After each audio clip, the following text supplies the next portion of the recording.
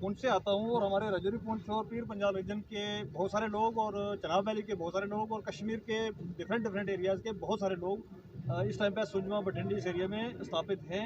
5-5 मरले 10-10 मरले ज़मीनें लेके मकान बनाए हैं उन्होंने। पहले तो इन लोगों का शुक्रिया जिन्होंने उनको उस टाइम पे, उस सख्ती का टाइम पे बसने दिया यहाँ पर लोगों को, क्योंकि वो एक दौर था। हमने अपने घर जो है वो मिलिटेंसी में जलवा दिए हुए हैं, कुछ उड़ गए हुए हैं, कुछ इस तरीके से हो गया हुआ है। और आपके विसाल से मैं यहाँ से कहना चाहूँगा कि जम्मू कश्मीर के एडमिनिस्ट्रेशन को, हमारी हिंदुस्तान की गवर्नमेंट को, कि सबसे अगर कोई बड़ा हिंदुस्तानी है तो वो ये लोग हैं जो माइग्रेट करके इन्होंने मिलिटेंसी को रिजेक्ट किया, इन्होंने सारी चीज़ों को रिजेक्ट करके हिंदुस्तान का झंडा उठा के आगे जम्मू में बैठे थे।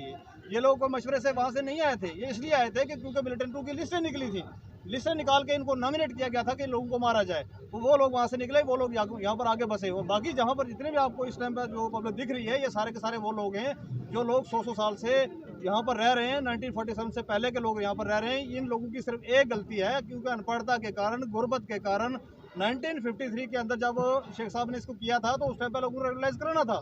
लेकिन आज तक भी इन लोगों को अगर किसी बुजुर्ग से हम पूछेंगे तो वो आज भी स्टेट लैंड को कहता है मेरी मालकी ज़मीन है।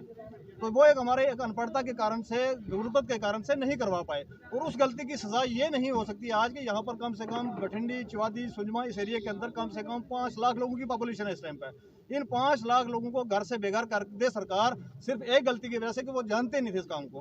तो ये बहुत ही नाजायज़ होगा। हम आपकी विसाल से, एलजी एडमिनिस्ट्रेशन से, एलजी साहब से, यहाँ से होम मिनिस्टर साहब, क्योंकि इस टाइम पर जम्मू कश्मीर स्टेट जो हमारी है वो डायरेक्टली उनके अधीन में आती है, तो होम मिनिस्टर साहब से रिक्वेस्ट करते हैं, गुहार लगाते हैं कि जी इस तरीके का कोई ना किया जाए जिससे लोग दरबदर हो जाएं। आपकी विसाल से हमें इतना ही कहना है।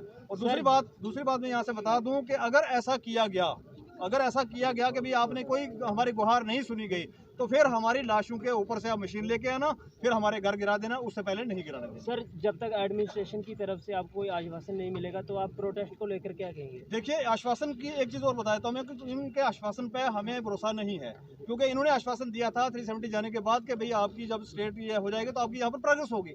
तो प्रोग्रेस क्या हो रही है? हमारे बच्चे इस टाइम पे बेरोजगार घूम रहे हैं। जो मुलाजमीन हैं वो 40 से ज़्यादा डिपार्टमेंट स्ट्राइक में बैठे हुए हैं। उनका क्या हशर हो रहा है, आप डेली रोजाना देख रहे हैं, मीडिया पर्सन जितने भी कवर करते हैं उनको जाके।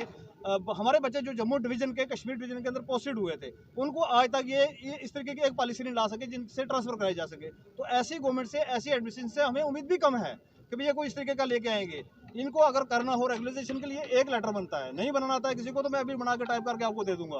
रेगुलेशन के लिए एक ऑर्डर बनाना है कि भाई अगर ज़्यादा कुछ करना चाहे गवर्नमेंट तो वो सर्कल रेट ले लेगी, इससे ज़्यादा तो कुछ नहीं ले सकती। तो सर्कल रेट पे जो भाई 5 मरले बैठा पैसे भरे, जो 10 कनाल पे बैठा पैसा भरे।